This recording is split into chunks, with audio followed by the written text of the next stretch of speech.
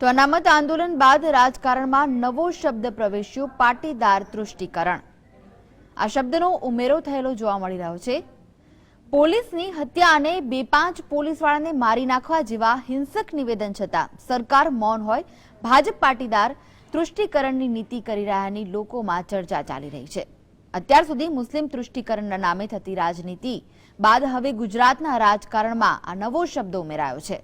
2007 બાદ 2015માં પણ પાટીદાર આંદોલન મુદ્દે સરકાર લિબરલ રહેતા સુરત સહિત ગુજરાતના રાજકારણીઓ એવું કહેતા થયા છે કે ભાજપ પાટીદાર તૃષ્ટિકરણની નીતિ પર ઉતરી આવી છે.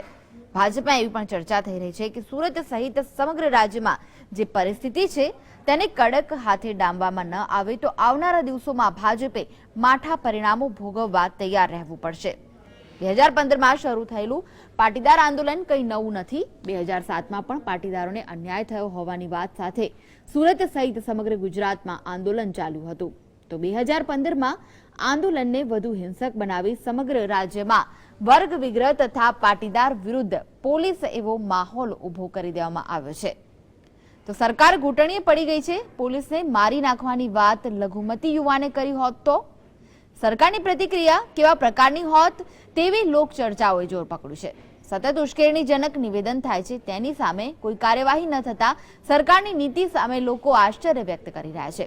લોકોમાં એવી ચર્ચા છે કે જે પ્રકારે નિવેદન થઈ રહ્યા છે તેવા નિવેદન અન્ય જ્ઞાતિ કે લઘુમતી યુવાનો દ્વારા કરવામાં આવ્યા હોત તો પણ સરકાર આવું કુલું વલણ અપનાવત. હાલ સરકારનું જે વલણ છે તેના કારણે લોકોમાં ભારે આશ્ચર્ય સર્જાયું છે. વિવાદિત નિવેદનોના કારણે સમાજમાં વર્ગ વિગ્રહ થવા ઉપરાંત પોલીસ કર્મચારીઓના મોરલ પર પણ ગંભીર અસર પડી રહી છે. પોલીસ વિરુદ્ધ ઝેર ઓકતા યુવાનો સામે કોઈ કાર્યવાહી ન થતા પોલીસ કર્મચારીઓમાં સરકારના વલણ પ્રત્યે નારાજગી છે, જે હજુ સુધી જાહેરમાં આવી નથી.